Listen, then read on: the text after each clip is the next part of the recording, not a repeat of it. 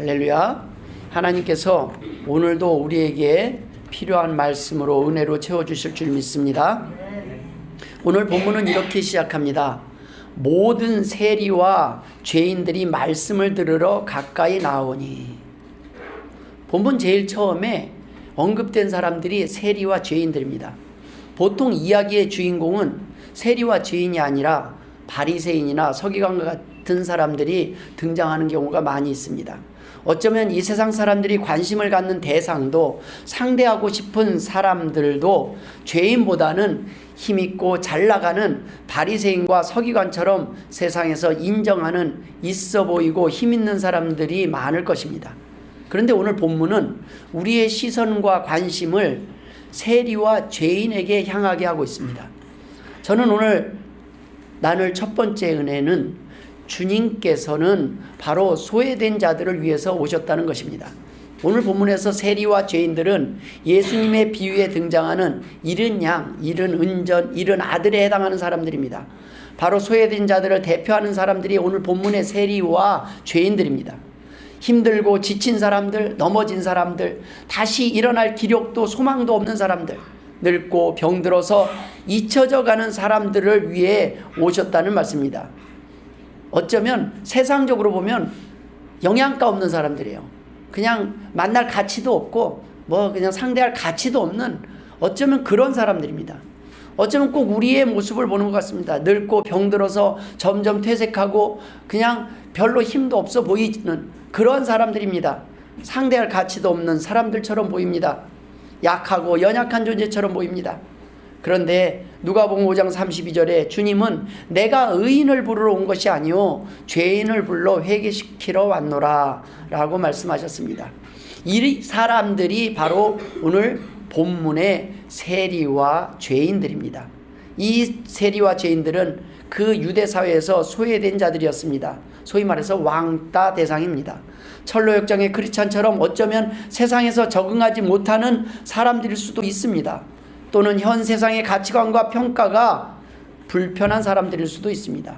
반면 바리새인들은 어떤 사람들입니까?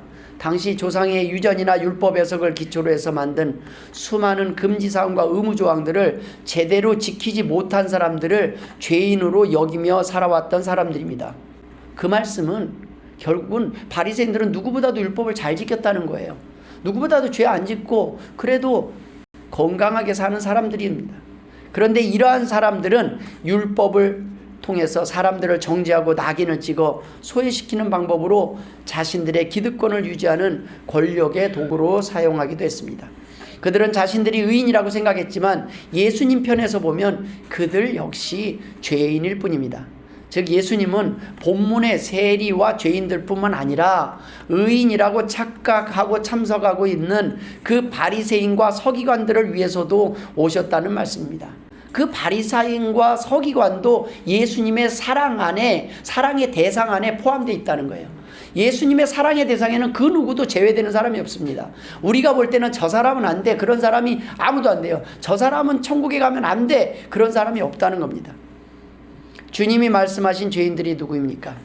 오늘날은 그리스도의 복음에 접하지 못한 자, 혹은 아직 복음을 영접하지 않고 있는 모든 죄인들, 죄인 중에는 남보다 내가 더 낫다고 생각하며 다른 사람들을 정죄하고 비난하기를 서슴지 않는 여전히 바리새인처럼 살고 있는 우리도 포함될 수 있다는 것입니다.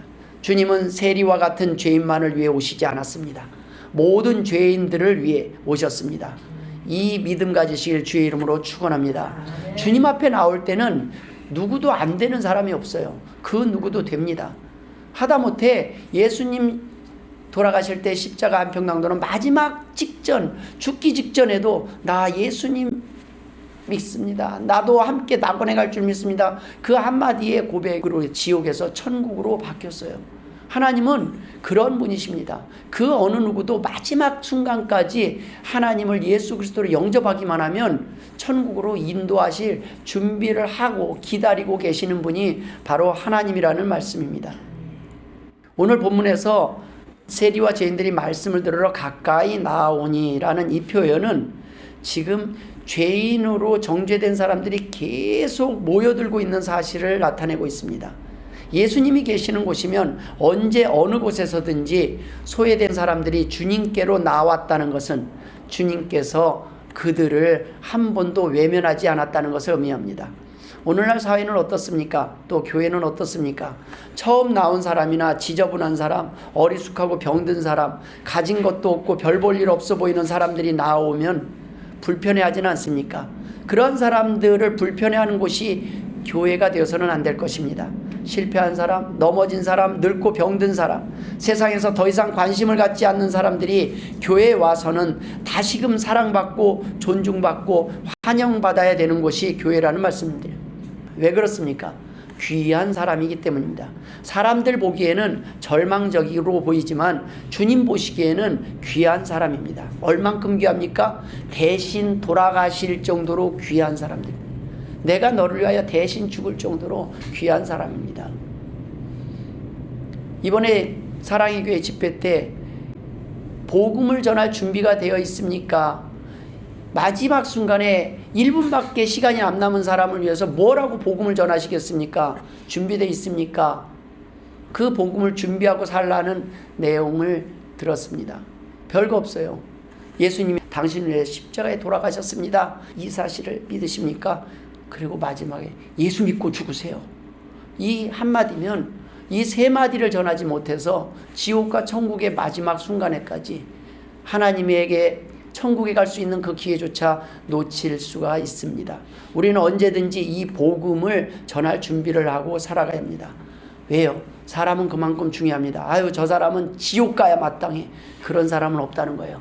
주님은 오늘도 한 사람이라도 더 구원하시기 위하여 기다리고 계십니다. 얼마나 귀한 사람입니까? 여러분, 왕의 자녀라는 겁니다. 왕이 자녀를 잃어버렸습니다. 그런데 그 자녀를 누가 귀히 여기고 잘 돌봐줬다면 얼마나 큰 상을 내리겠습니까? 여러분, 하나님의 자녀입니다. 사람의 자녀가 아니라는 겁니다. 만왕의 왕의 자녀입니다. 그러니 어떻게 우리가 대해야 하겠습니까? 돈이 없다고 무시하거나 병이 들고 냄새난다고 해도 외면해서는 안 됩니다. 드라마에서 백일의 난궁이라는 드라마를 본 기억이 있습니다. 그 왕자가 어떻게 해서 정신을 잃어요. 자기가 왕자라는 걸 잃어버려요. 그러는데 그 왕자를 살려서 보살펴요. 나중에 참 해피엔딩으로 잘 끝납니다. 여러분, 우리는 하나님의 자녀들이에요. 천지 만물을 창조하신 그 만왕의 왕 하나님의 자녀임을 믿으시길 주의 이름으로 축원드립니다. 그래서 지금 어떤 모습을 하고 있느냐가 중요하지 않아요. 이 신분이 무엇이냐라는 거예요. 저와 여러분의 신분이 무엇이냐, 그것이 중요한 것입니다. 이 세상이 끝이 아닙니다. 어떤 존재인지 모르니까 우리가 무시하고 비난하고 핍박하는 것입니다. 만왕의 왕 예수님도 바리새인들이 보기에는 그저 갈릴리 목수의 아들이라는 신분으로만 보고 평가하고 대했습니다. 그들은 결국은 겉모습만 보고 예수 그리스도를 십자가에 못 박습니다. 그러나 하나님은 중심을 보시고 판단하시는 분입니다. 사무엘상 16장 7절에 내가 보는 것은 사람과 같지 아니하니 사람은 외모를 보거니와 나 여호와는 중심을 보느니라 라고 말씀하셨습니다. 사람의 현재 모습을 보면 우리가 답답할 때가 있어요. 그냥 답답한 정도가 아니라 절망스러울 때가 있어요. 아우, 이 사람 진짜 예수 믿고 변화될 가능성이 있을까? 아우, 장래 그냥 앞이 깜깜하다, 이렇게 볼 수 있어요. 그건 우리의 생각입니다. 하나님은 어느 누구도 그렇게 살기를 원치 않습니다. 하나님은 포기하지 않으신다는 말씀입니다. 그 하나님을 거부하고 우리가 나가고 나고 피하고 나갈지언정 하나님이 우리를 포기하지 않으셔요. 그래서 끝까지 부르고 계신다는 것입니다. 사람들은 현재 보여지는 모습만 기준으로 평가합니다. 그렇다면 여기에 앉아 있을 수 있는 사람이 별로 안 돼요. 우리의 과거를 돌아보십시오. 얼마나 하나님의 부르심에 응답을 빨리빨리 했습니까? 아닙니다. 외면했습니다. 이런 핑계 저런 핑계로 우리는 우리가 원하는 삶을 살아왔어요. 그럼에도 불구하고 하나님이 우리를 버리셨습니까? 아닙니다. 끝까지 부르시고 계시고 기다리고 계셨다는 말씀입니다. 우리는 이 땅에서 현재의 모습만을 가지고 사람들을 평가할 때가 많이 있습니다. 그리고 외면할 때가 있습니다. 그러나 주님은 오늘 본문에서 단 한마디로 너희는 모두 귀하다. 바리새인도 귀하다라는 말씀입니다. 바리새인도 귀하지 않다는 것이 아니라 이 세상에 죄인도 귀하니 바리새인 너희들은 얼마나 귀하겠냐. 예수님은 바리새인을 욕한 것이 아니에요. 내가 죄인들도 예뻐하는데 너희들이 지금 하나님 앞에 나와서 예배드리는 모습 보고 내가 어찌 기뻐하지 않겠느냐. 우리 옆 사람에게 인사합시다. 나 너무 무시하지 마. 이래봬도 왕의 자녀야. 안 믿어지시죠?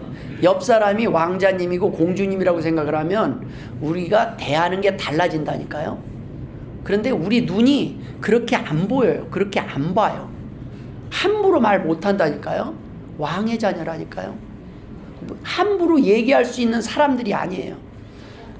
그랬을 때 우리가 비로소 존중받을 수 있습니다. 친구가 없는 사람에게 친구가 되어주는 사람, 실패하고 가장 힘들 때 곁에서 위로해주는 사람들이 되어야 합니다. 슬퍼할 때 함께 울어주고 기뻐할 때 함께 기뻐해주는 사람이 되어야 한다는 말씀입니다. 기쁨은 같이 하지 못해도 슬픔과 어려움은 함께 나누라는 말씀입니다. 예수님께 가까이 나온 사람들이 세리와 죄인들만 있었습니까? 그러나 똑같은 자리에 나왔지만은 세리와 죄인들은 예수님의 말씀을 들으러 가까이 나왔고 바리새인과 서기관들은 흠을 찾으러 나왔습니다. 똑같이 예수님 앞에 나오지만 목적이 다른 사람들이 있습니다. 같은 예배 장소에 있지만 어떤 사람은 하나님을 만나러 오고 어떤 사람들은 사람을 만나고 돌아갑니다. 어떤 사람은 하나님께 예배하러 나오고 신천지와 같이 어떤 사람들은 교회를 이용하고 파괴하기 위해 나올 때가 있습니다. 같은 시간 같은 곳에 있느냐가 중요한 것이 아닙니다. 왜 같은 곳에 있었느냐가 중요한 것입니다. 이 시간 여기 계신 분들은 한 분도 빠짐없이 모두 하나님을 만나고 하나님께 예배하고 돌아가시길 주의 이름으로 축원합니다. 두 번째 우리가 나눌 은혜는 예수님도 모두에게 환영받지 못했다는 것입니다. 우리가 모두에게 인정받기를 원합니다. 그러나 모두에게 인정받을 수는 없습니다. 모두가 좋아하는 사람은 없습니다. 때문에 우리는 하나님께 인정받는 사람이 되어야 합니다. 하나님의 편에 서야 합니다. 오늘 본문 2절에 바리새인과 서기관들이 수군거려 이르되 라는 말씀이 기록되어 있습니다. 수군거렸습니다. 바리새인들의 기준으로는 예수님이 틀렸고 불편했다는 것입니다. 그들에게는 예수님조차 유대인들에게 비난의 대상이었습니다. 하물며 그들의 눈으로 볼 때 허물 많고 연약한 우리들이야 어떻겠습니까? 우리가 넘어졌고 잘못했으니 비난받는 것이 그리 억울할 것도 이상할 것도 없습니다. 그러나 그럼에도 불구하고 내 곁에 남아 여전히 나를 사랑하고 상대해주는 가족이 있기에 우리는 고마울 뿐입니다. 이러한 공동체가 되어야 한다는 말씀입니다. 교회는 이런 곳입니다. 그런데 우리는 사람들이 알아주지 않고 비난하면 낙심할 때가 많이 있습니다. 여러분, 모든 사람들에게 인정받지 못한다고 기죽지 마십시오. 도리어 하나님께 인정받지 못하는 것을 두려워하며 사셔야 합니다. 시편 56편 11절에 내가 하나님을 의지하였은즉 두려워하지 아니하리니 사람이 내게 어찌하리이까. 마태복음 10장 28절에는 몸은 죽여도 영혼은 능히 죽이지 못하는 자들을 두려워하지 말고 오직 몸과 영혼을 능히 지옥에 멸하실 수 있는 이를 두려워하라 라고 말씀하셨습니다. 바리새인들은 예수님이 자신들을 상대하지 아니하고 세리와 죄인들과 식사자리를 함께한 그 행동이 마음에 안 들었습니다. 나를 알아주지 않는 거예요. 뭐지? 왜 나를 지금 나한테 아는 체 하지 않고 도리어 저 별 볼 일 없는 사람들한테 가서 식사를 해? 나를 무시하는 거야? 바리새인들은 사람들이 인정하고 우러러보는 자신들과 함께 식사하지 않고 도리어 죄인들과 식사를 하니 무시당한 느낌을 받았을 수도 있을 것입니다. 그렇다고 바리새인들이 예수님을 메시아로 여겨서 함께 식사하기를 원했다는 의미가 아닙니다. 도리어 본문 2절에 죄인을 영접하고 음식을 같이 먹는다고 비난을 했습니다. 이 말은 야, 예수님이 어떻게 그런 낮은 자들과 어울리며 함께 식사를 할 수 있을까? 야, 정말 대단한 분이야. 이런 감탄사가 아니라는 거예요. 어떻게 그럴 수 있지? 죄인들하고 그 들어온 사람들하고 내가 예수님을 잘못 봤어. 내가 그냥 같이 그들하고 어울리는 이제 예수님하고 같이 어울리는 수준이 아니야. 여러분 저런 사람하고 어울리지 마십시오. 이런 말이라는 거예요. 그냥 예수님은 우리가 생각했던 그런 경건한 자가 아니니까 그냥 지저분한 사람하고 어울리게 두고 거기서 떠나라, 상대하지 말자라는 표현입니다. 바리새인들은 예수님에 대한 마음이 오늘 본문에 한 절에 딱 한 단어로 표현되어 있습니다. 이 사람이 죄인을 영접하고, 이 호칭입니다. 그들은 메시아로 보지 않고 기껏해야 율법 선생 정도로 여긴 겁니다. 사람들은 상대방에 대한 감정은 호칭을 부를 때 나타납니다. 마음에 들면 목사님이 될 때도 있고 마음에 안 들면 아저씨가 될 때도 있습니다. 화가 나면 목사도 아저씨도 아니고 뭐라고 욕을 할 때도 있어요. 물론 갑자기 호칭이 생각이 나지 않을 때는 저기요가 될 때가 있어요. 어떤 사람들은 자신들의 마음에 안 든다고 기독교를 개독교로 부르기도 합니다. 근데 정확하게 표현하자면 무슨 목사, 무슨 집사, 장로를 욕해야지 목사가, 장로가, 교회가, 기독교가 문제하면서 전체를 일반화하거나 욕하고 비난하는 것은 올바른 표현이 아닙니다. 모든 목사가, 모든 장로가 함부로 살고 실수하겠습니까? 또 목사의 어떤 잘못된 행동을 비난할지언정 그 사람의 삶 전체를 틀렸다고 욕해서는 안 됩니다. 이는 연자제와 같이 자녀의 잘못을 가지고 부모를 욕하는 것이나 다를 바가 없습니다. 기독교인이 모든 사람들에게 칭찬받을 수 없다는 말씀이기도 합니다. 때문에 성경은 우리에게 하나님을 선택하라고 합니다. 만약 하나를 선택해야 한다면 먼저 그의 나라와 그의 의를 구하라고 합니다. 이를 보고 사람들이 기독교를 이기적이라고 말할 때가 있습니다. 세상 사람들도 마찬가지입니다. 자기 마음과 생각이 기준입니다. 내로남불입니다. 내 생각과 다르면 불편하니 비난합니다. 그러니 항상 전쟁입니다. 하나가 될 수 없습니다. 기준이 변치 않고 완전하신 하나님이 아니라 불완전한 사람의 가치관이 기준이 되기 때문입니다. 여러분, 불완전한 사람을 선택하시렵니까? 여호수아처럼 완전하신 하나님을 선택하시렵니까? 여호수아 24장 15절에 만일 여호와를 섬기는 것이 너희에게 좋지 않게 보이거든 너희 조상들이 강 저쪽에서 섬기던 신들이든지 또는 너희가 거주하는 땅에 있는 아모리 족속의 신들이든지 너희가 섬길 자를 오늘 택하라. 오직 나와 내 집은 여호와를 섬기겠노라 라고 여호수아는 고백합니다. 여러분, 이 땅에서 여호와를 선택하실 주의 이름으로 축원드립니다. 왜 같은 민족끼리, 가족끼리, 형제끼리 싸움이 계속됩니까? 같은 편이 아니기 때문입니다. 다른 편에 서 있기 때문입니다. 하나님을 선택하지 않은 모든 사람들은 자기 자신을 섬기며 살아가기 때문입니다. 각자 자기 생각과 가치관, 성격이 다르니, 기준이 다르니 싸울 수밖에 없습니다. 하나가 될 수 없습니다. 죽을 때까지 각자 자기의 주장만을 위해서 싸우고 있기 때문입니다. 바리새인들은 예수님을 메시아가 아닌 그저 선생 정도로밖에 여기지 않았습니다. 예수님의 말씀을 듣고 기적을 보았지만 그들은 예수님을 믿지 않았습니다. 오늘날 교회를 그저 많은 종교 중에 하나로 보는 사람들과 다를 바가 없습니다. 교회를 나와도 말씀을 들어도 그 말씀을 믿지 않으니 능력이 되지 않습니다. 말씀은 귀로 듣고 끝나서는 안 됩니다. 로마서 10장 10절에 사람이 마음으로 믿어 의에 이르고 입으로 시인하여 구원에 이르느니라. 모쪼록 모두에게 인정받을 수 없는 세상에서 하나님께 인정받는 사람이 되어서 자신뿐 아니라 다른 사람들까지 살리는 복된 성도들 되시길 주의 이름으로 축원합니다. 세 번째, 마지막으로 하나님께서 인정하신다는 말씀입니다. 사람들이 너희를 박대하고 왕따시키고 다 무시해도 나는 너를 인정하겠다. 사람들은 너의 가치를 몰라줘도 나는 안다. 내가 너와 함께 하겠다. 내가 너를 상대하겠다. 나는 너를 이해한다. 내가 왜 넘어졌는지도 이해한다. 내가 왜 그렇게 화가 났는지도 이해한다. 왜 그렇게 낙심했는지 너의 눈물의 의미를 안다. 내가 내 편이 되겠다. 왜냐하면 너희는 나의 소중한 자녀와 나의 기쁨이기 때문이다 라고 말씀하시는 것입니다. 모두가 너를 버려도 나는 너를 버리지도 않고 끝까지 포기하지도 않겠다. 끝까지 돌아오기를 기다릴 것이요 끝까지 찾고 찾을 것이다.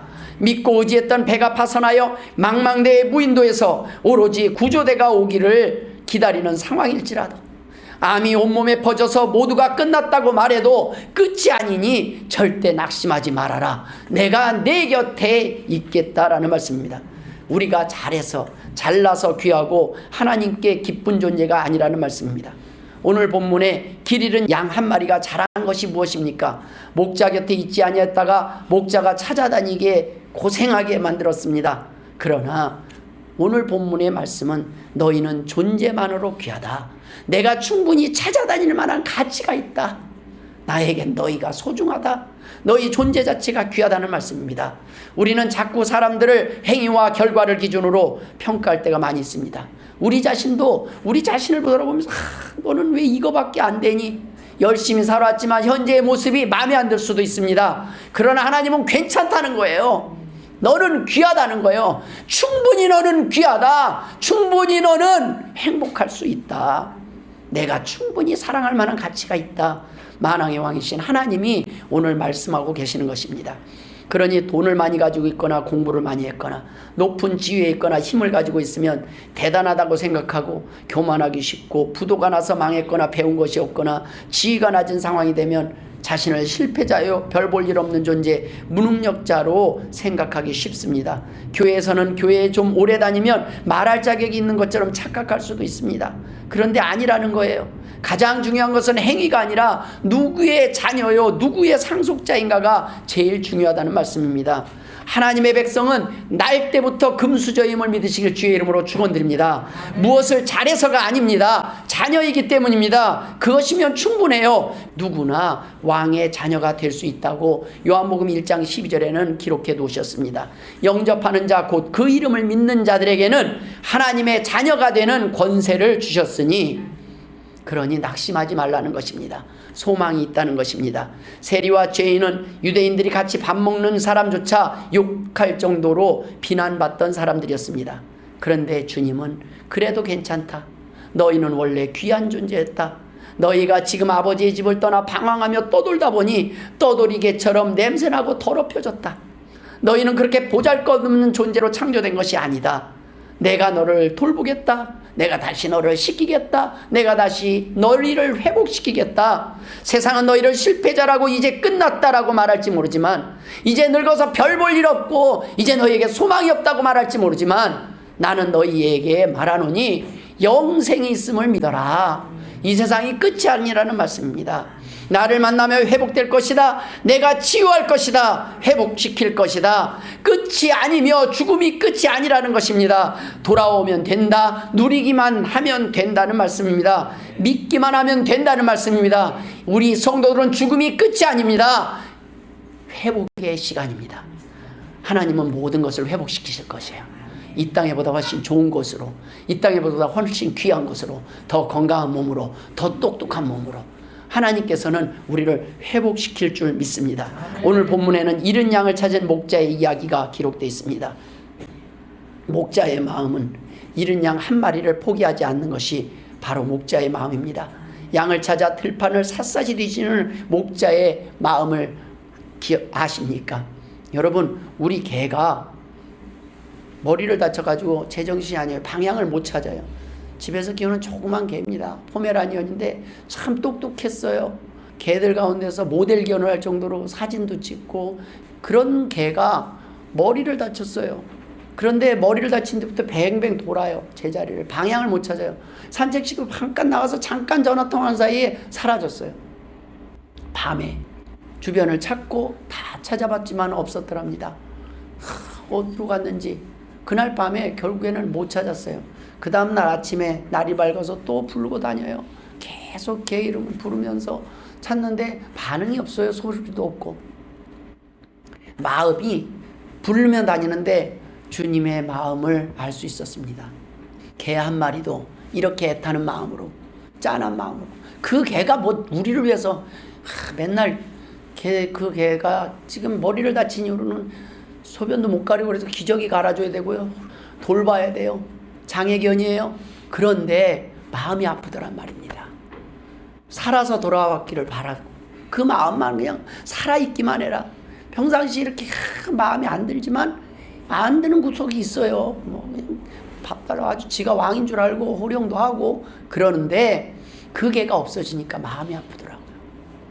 그래서 찾아다녀요. 근데 그날 밤, 그 이튿날 밤 어둑어둑해지는데 어디서 깽 소리가 한번 나는 거예요. 저 멀리 산속에서. 제가 그 소리를 듣고 바로 여보 소리가 들려.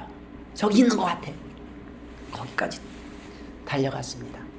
한 번만 더 짖어줘라. 한 번만 더 짖어. 보이지도 않아요. 숲을 속에서. 목자는 그 음성을 닫기를 기다리고 계속 바깥에서 계속 그 소리에 귀를 기울이는 게 목자의 심정이에요. 개 한 마리도 이렇게 귀한데 주님이 어떻게 사람을 찾아다니지 않겠느냐라는 말씀입니다. 양에 대한 비유보다 요즘은 애완견으로 비유하면 더 이렇게 공감을 하시더라고. 공감. 성경에 그때 당시는 양이 그랬다는 거예요. 예? 그때 당시는 양이 귀했어요. 개가 아니라. 근데 요즘은 애완견으로 비유를 해요. 오늘 이 비유를 하라고 하나님이 우리 개를 잠깐 하루 동안 이렇게 잠깐 나갔다가 들어오니 밤새 찬이슬 맞고 떨었을 생각을 하니, 예? 매가 낚아채 갔나, 고양이한테 들짐승에게 먹혔나, 그냥 오만 생각이 나는 거예요. 마음이 아픈 거예요. 내가 조금 더 신경 쓸 걸, 이런 마음들이 들었습니다. 여러분, 오늘날 예수 믿는 사람들만 전도를 열심히 한다고 착각하지 마십시오. 이단들이 더 열심히 해요. 길거리 보면 이제 예수 믿는 사람 전도하는 것보다 이단들이 더 열심히 해요. 얼마나 열심히 하는지 모릅니다. 그런데 그들은 똑같이 전도를 하는데 목적이 달라요. 사단뿐 아닙니다. 교회도 목적을 잃어버리면 다를 바가 없습니다. 열심히 하는 것도 중요합니다. 그러나 누구를 위하여 열심히 사느냐, 무엇을 위하여 열심히 사느냐가 더 중요한 것입니다. 서기관과 바리새인은 이방신을 믿는 사람들이 아니었음을 우리는 기억해야 합니다. 그들의 잘못은 목적이 달랐습니다. 하나님 앞에 율법을 지키는 목적이 달랐어요. 하나님의 은혜에 감사해서 하나님 앞에 드리는 것이 아니라 해야 되기 때문에 자신들의 목적을 위해서 그들은 율법을 지켰습니다. 교회가 목적을 잃어버리면 이단이 되는 것입니다. 목자 대신 예수님께서 양을 찾으시는 것은 그 양의 경제적 가치 때문이 아니라 길을 잃고 위험에 처한 양을 구하기 위함이었습니다. 그 양을 찾은 주님의 마음을 오늘 본문 5절에 이렇게 표현하고 있습니다. 또 찾아낸 즉 즐거워 어깨에 메고. 여러분, 얼마나 하나님이 우리 한 사람이 나오면 기뻐하시는지 아십니까? 스바냐 3장 17절에 그가 너로 인하여 기쁨을 이기지 못하여 하시며 너를 잠잠히 사랑하시며 너로 인하여 즐거이 부르며 기뻐하시리라. 누가 나 때문에 이렇게 기뻐하는 사람이 있다면 우리는 행복한 사람이 아니겠습니까? 하물며 천지 만물을 창조하신 하나님께서 우리를 바라보실 때 이렇게 기뻐하고 즐거워하신다는 말씀입니다. 그러니 기죽지 말고 쉽게 포기하지 말고 당당하게 살라는 말씀입니다. 너희는 나에게 이렇게 소중한 존재다. 너희는 나에게 이렇게 기쁨이라는 말씀입니다. 여러분, 이번 주에 윤양순 집사님이 천국에 가셨을 때 하나님께서 이렇게 기뻐하셨다는 말씀입니다. 힘든 삶의 여정 속에서 험한 인생길을 헤매다가 지쳐 포기할 수도 있었지만 다행히 집으로 돌아왔으니 얼마나 기쁜 일입니까? 사람 통해서는 뭐 얼마나 큰일을 했대. 아니요. 예수 믿는 것보다 큰일이 없어요. 아멘. 예수 믿으면 되고요. 그보다 더 큰 성공은 없습니다. 잘잘못을 떠나서 기쁜 일이라는 말씀입니다. 여러분, 하나님께서는 저와 여러분을 지금도 기다리고 계셨고 또 언제든지 돌보실 계획을 갖고 계십니다. 여러분, 잃어버린 신분을 회복할 때 우리가 누릴 수 있는 권리도 회복되는 것입니다. 우리의 전도는 바로 이렇게 잃어버린 귀한 신분과 권리를 찾아주는 일입니다. 얼마나 귀한 일입니까? 잃은 양을 찾은 목자는 가만히 있을 수가 없었습니다. 자랑을 했습니다. 동네방네 자랑거리가 바로 생명 아니겠습니까? 내가 생명을 구했다. 생명을 찾았다. 여러분, 개 한 마리도 찾으면 이렇게 기쁘고, 몇 번을 얘기하는지 몰라요. 이거 지난번에 설교 때도 한번 얘기했어요. 이렇게 개 한 마리 얘기도 이렇게 하는데 사람 전도한 거 평생의 자랑거리가 아니라 천국에서도 자랑거리라는 말씀입니다. 예수님이 얼마나 기뻐하실까요? 우리는 너나 할 것 없이 모두 잃어버린 상태에 있었습니다. 그러나 하나님은 우리를 아슬아슬하게 지금 이곳으로 인도하지 않으셨습니까? 돌아온 시간의 차이가 있을 뿐 우리는 모두 잃은 양이었습니다. 먼저 찾은 양과 제일 마지막에 찾은 양의 차이일 뿐입니다. 그런데 주님은 오늘 본문에 그래도 제일 마지막에 온 그 양을 더 이뻐해 달라는 거예요.